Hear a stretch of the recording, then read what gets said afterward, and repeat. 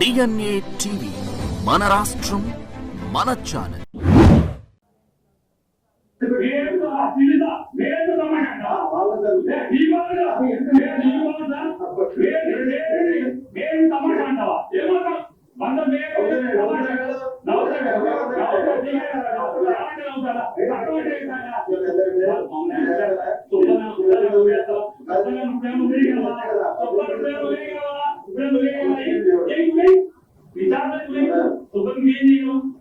అది పోలీసు వాళ్ళతో ప్రవర్తన ప్రేరణ అనేది.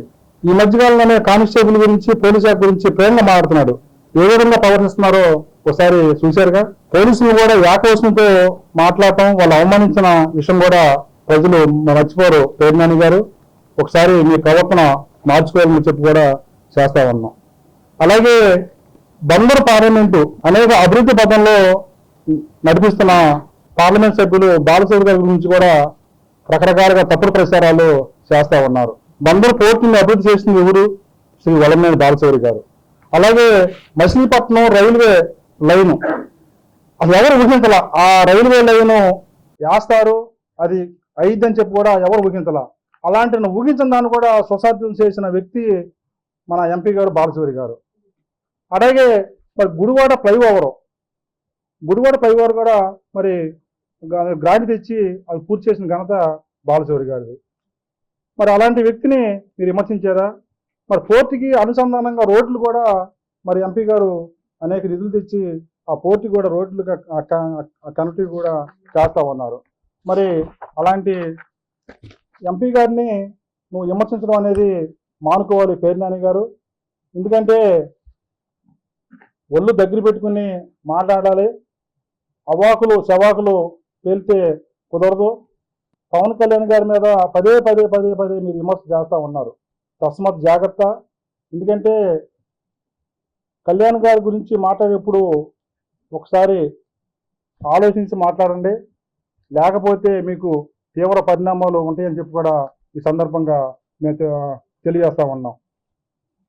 అలాగే గుడివాడలో కూడా మరి పవన్ కళ్యాణ్ గారి మీద కూడా వ్యాఖ్యలు చేశాడు. అవి కూడా మేము తీవ్రంగా ఖండిస్తూ ఉన్నాం. ఎందుకంటే సిగ్గు శరం లేని వ్యక్తితో మేము మాటలు పట్టించుకోవాల్సిన అవసరం లేదు. ఒళ్ళు జాగ్రత్త పెట్టుకుని కూడా మాట్లాడాలని చెప్పి కూడా ఈ సందర్భంగా తెలియజేస్తా ఉన్నాం. అలాగే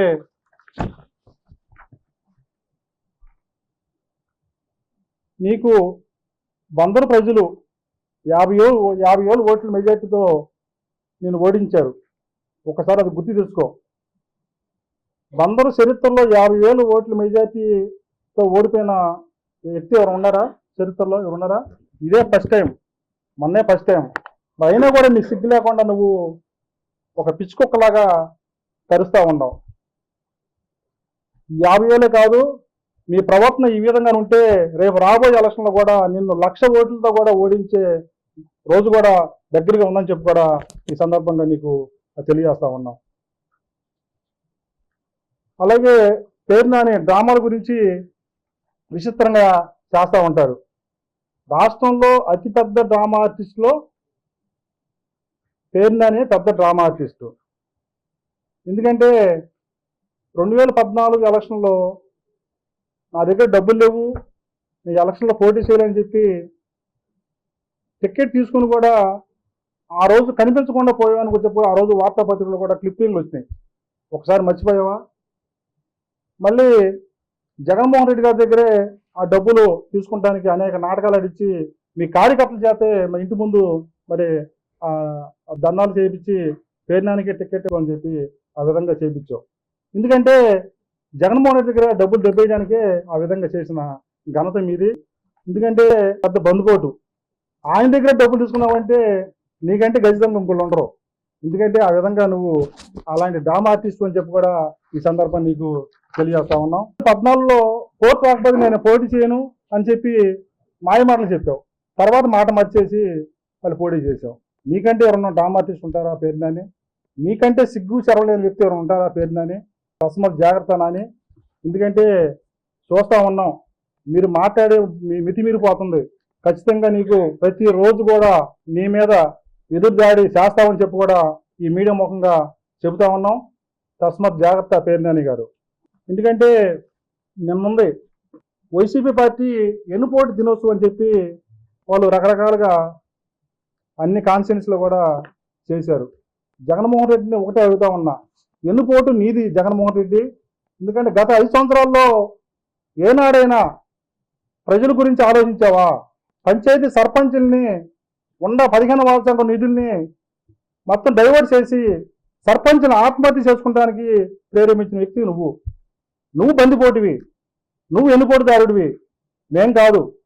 అనేక కుంభకోణాలు చేసి 5 సంవత్సరాల ప్రజల్ని మాయ చేసి మోసం చేసిన వ్యక్తివి మీరా పెట్టేది ఈ ఎన్నుపోటు దినోత్సవాన్ని.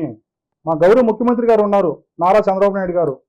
రోజుకి 18 గంటలు కష్టపడి రాష్ట్రాన్ని ఎట్లా అభివృద్ధి చేయాలి, ఏ విధంగా ముందుకు తీసుకెళ్ళాలి అని ఆలోచించి సంక్షేమం అభివృద్ధి సమపాళ్ళలో కూడా చేస్తూ రాష్ట్రాన్ని ఒక అభివృద్ధి పథంలో నడిపిస్తున్న వ్యక్తి మన గౌరవ ముఖ్యమంత్రి వర్యులు నారా చంద్రబాబు నాయుడు గారు.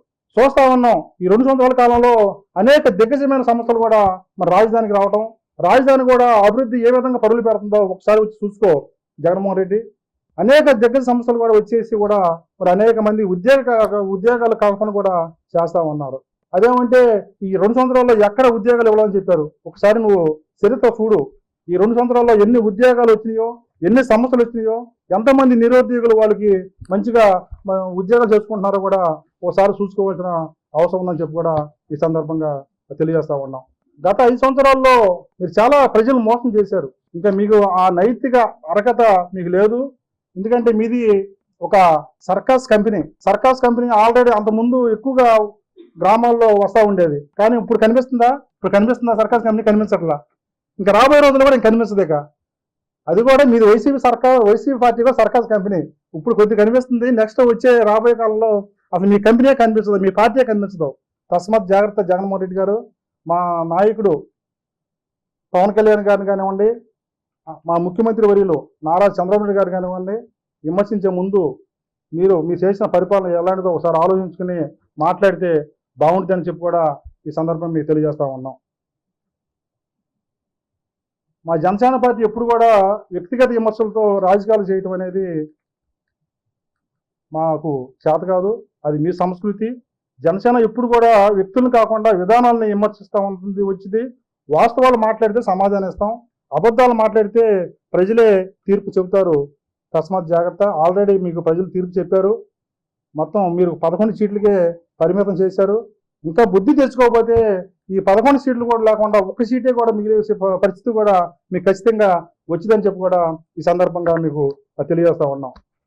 పేర్నాని గారు, ఇక్కడైనా మీరు అవాకులు పేలకుండా ఉన్న వాస్తవాలు మాట్లాడుకోండి. అవాకులు పేలి మా నాయకుడు కళ్యాణ్ గారి మీద కానీ, అలాగే బలహీన వర్గాలకు చెందిన కొల్లి రవీంద్ర గారు ఉన్నారు. కొల్లి రవీంద్ర గారిని ప్రతిరోజు విమర్శించడమే నీ పని. అంటే బడుగు బలహీన వర్గాలంటే నీకు అంత క్షమచూపా? తస్మత్ జాగ్రత్త. బడుగు బలహీన వర్గాలు కూడా మీకు బుద్ధి చెప్పే రోజులు కూడా త్వరలోనే ఉన్నాయని చెప్పి కూడా ఈ సందర్భంగా తెలియజేస్తా ఉన్నాం. ఎందుకంటే బందరు మీ జమీందారు కాదు. వచ్చే రోజుల్లో ప్రతి వీధిలో ప్రతి గడపలో కూడా మీ వైఫల్యాలని ప్రజల ముందు ఉంచుతాం. ఖచ్చితంగా ప్రజల కోర్టులోని మిమ్మల్ని తెలుసుకుందామని చెప్పి కూడా మరి ఈ సందర్భంగా తెలియజేసుకుంటూ, మామూలుగా ఇకనైనా బుద్ధి తెచ్చుకుని నోరు అదుపులో పెట్టుకుని సిగ్గు శరంతో బతికి ప్రజల ముందు మంచిగా ఉంటారని చెప్పి కూడా ఈ సందర్భంగా తెలియజేసుకుంటూ, నాకు ఈ అవకాశం ఇచ్చినటువంటి మరి మీడియా మిత్రులకి ప్రజలందరూ కూడా ధన్యవాదాలు తెలుపుకుంటూ సెలవు తీసుకుంటున్నాం.